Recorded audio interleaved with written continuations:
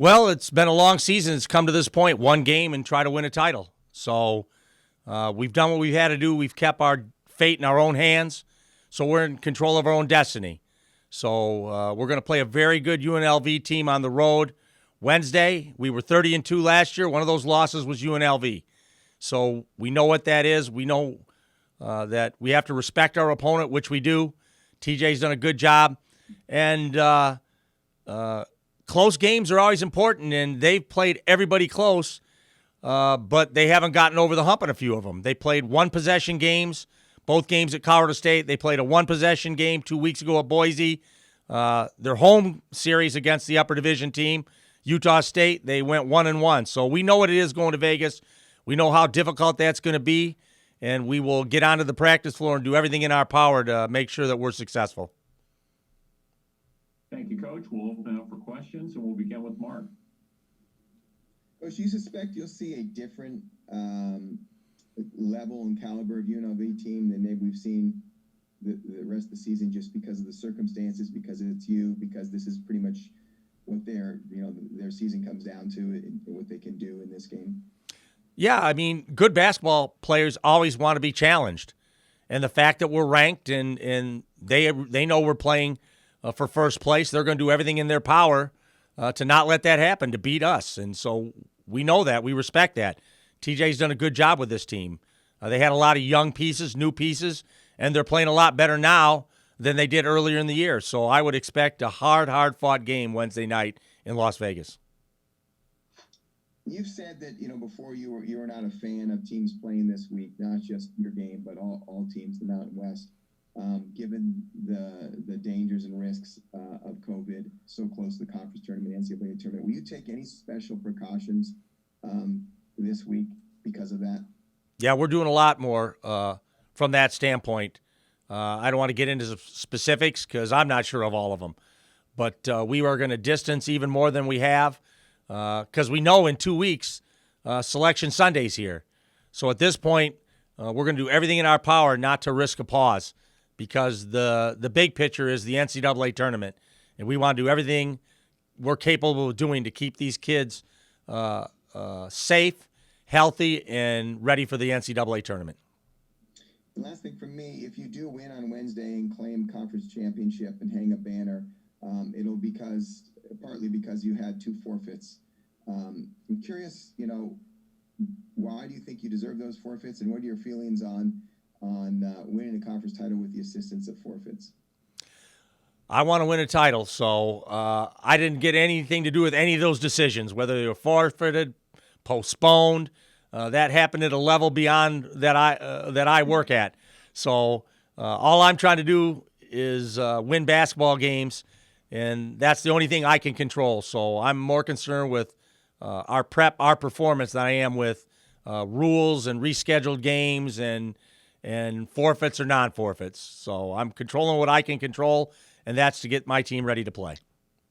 Thank you. Thanks, Mark. We'll go to Paul. Hey, Coach. How long have you known Bryce Hamilton, and what are the aspects of his game that you're most concerned about for Wednesday? Well, Bryce is a gifted scorer. I mean, he's an elite scorer. So he's one of those guys. Some guys you can set a defensive game plan for, and if you execute, you can control them. You can shut them down to a large degree. Bryce, you can scheme all you want. He has the ability to bounce up over you and make shots. He makes timely shots, and he can create his own shot. And so he's the ultimate challenge from a defensive standpoint, and one I hope we're up for on Wednesday night.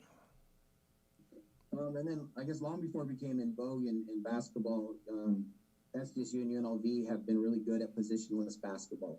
What is it about that style of play that is so effective? Just the way the game's developed, the three-point shot, the less physical play, that if you have versatile athletes that can play multiple positions, you're harder to guard. You can play in space more, and that's what we've tried to do. So both programs embrace that. They probably shoot more threes than we do. I say that without looking at the exact numbers, but when I watch them play, I know how important the three-point shot is to what they're doing. Thank you, Coach. Thanks, Paul. We'll go to Brevin.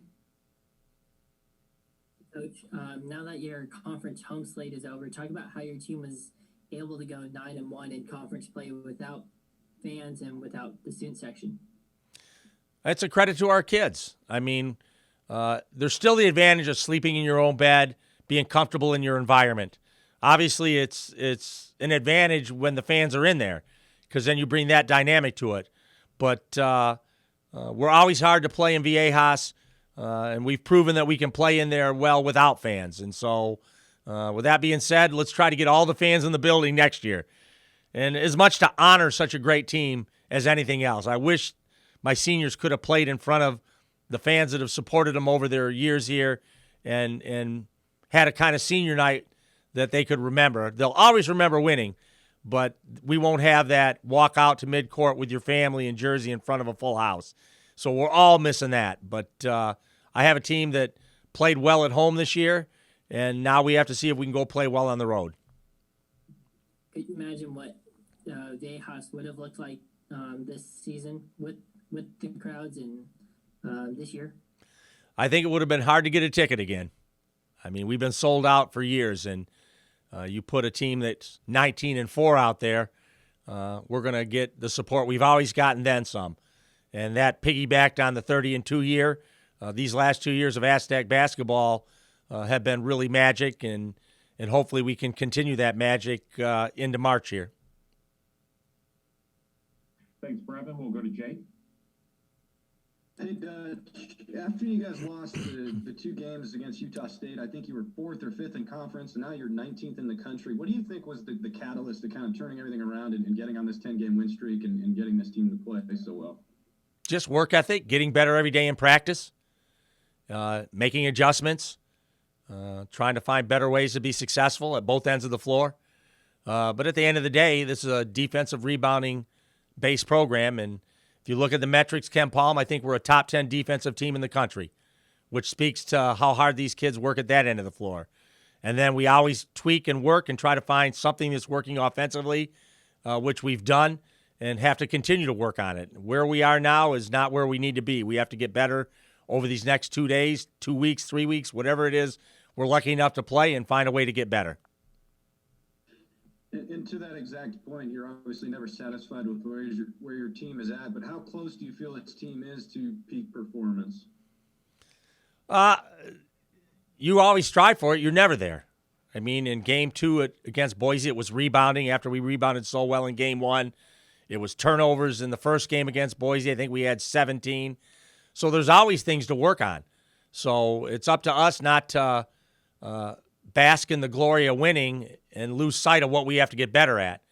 And so we teach. We're teachers, so we'll be out there teaching again today the things we need to get better at in order to continue to win games.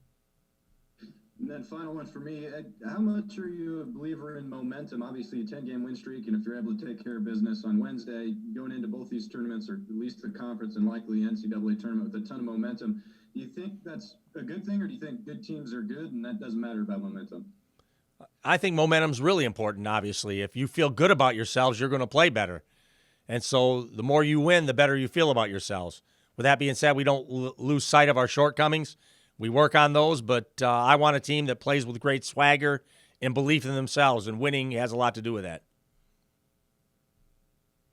Thanks, Coach. Thanks, Jake. We'll go to Kyle. Hey, Coach, you talked a little bit about the seniors. How have Matt and Jordan what have they meant to the success of this program throughout their Aztec careers? Matt and Jordan have meant a lot to San Diego State basketball, but they meant a lot to me. I mean, we're both on the same 4-year cycle. We started together, me as a head coach, them as freshmen. And so the 4 years of us being together has been gratifying. It's been rewarding. And hopefully we continue to win games, and we can continue this relationship into deep March. 4 years is a long time, and they've been here that long. How have you seen them grow, not just as basketball players, but as leaders on your team? I mean, you come in as a freshman and you're just trying to fit in, find your niche, find ways to get on the floor. And now as seniors, you're setting the tone for the entire program. You're telling them how things work. You're telling freshmen where they need to be, when they need to be there. You're holding everybody on the team accountable for their energy and the effort they give on the floor every day. And so they went from fitting in to leading the program. And I'm immensely proud of both of them and the leadership they've shown over their years. Thanks, Coach. Thanks, Kyle. We'll go to Lee. Hey, Dutch, can you put a definition on what Josh, AG, and Seiko mean coming off the bench? Because it seems to change the personality of the team with the street toughness. Yeah, I mean, those guys are high energy guys. You know, Adam comes in and guards at an elite level. Then he's dangerous from 3-point range. Josh is a play hard guy. He comes in and I don't think anybody thinks we lose a thing when we go to the bench and bring him in for Nathan. They're productive together. You know, both give us solid minutes and we can keep fresh legs on the floor. And obviously Josh's offensive rebounding has been at an elite level over the last month of the season. He follows up all those missed shots with timely baskets. AG, obviously we feel bad for AG dealing with the vertigo, but he's like the Swiss Army knife. He comes in, he guards multiple positions. He makes energy plays. He gets deflections. He gets rebounds. He creates havoc on the floor. So they all contribute to the game in different ways, but they're all invaluable to the success we have. And looking towards the conference tournament, does it really matter where you're seated? Because you're going to have to go through either Utah State or Colorado State or maybe Boise again if you're going to finish and cut the nets down. So does seeding matter? I think seeding matters that you get a bye in the first round. So any of those teams are capable of winning the title. I don't think anybody's come from a play-in round and won a Mountain West title. So if you're in one of those top 4 or 5 seeds, your chances to win the title are greater. Obviously, we'd like to be the 1 seed because that means we'll have won the conference. But I think you can win the tournament from any of those top 5 seeds. Thank you. Thanks, Lee. We go to John. Dutch, when you travel for the Mountain West tournament, will that mean from there you go straight to hopefully Indianapolis? I mean, are you going to pack your entire home? Because you could be gone for weeks potentially, right? I think that's the plan. When we go back for the conference tournament, we will stay in Vegas and go directly from Vegas to Indianapolis. So that's what the kind of advanced game plan is, and one we're looking forward to, I hope. And then what do you think of that starting lineup you were able to use on senior day? I know it's a tradition and you were able to get all 5 of your seniors in the starting lineup. How did they fare together on the court all at the same time for you? I think they did a good job, obviously. I think I'll move Nathan back into the lineup because he's been there all year, and I think Josh is comfortable coming off the bench. You know, it's a reversal of roles, so I don't want to have that drastic of a reversal right now down the stretch. So I'm pretty happy with the way we're starting, the lineups we have in there, and I think we'll go back to our traditional lineup for the Vegas game.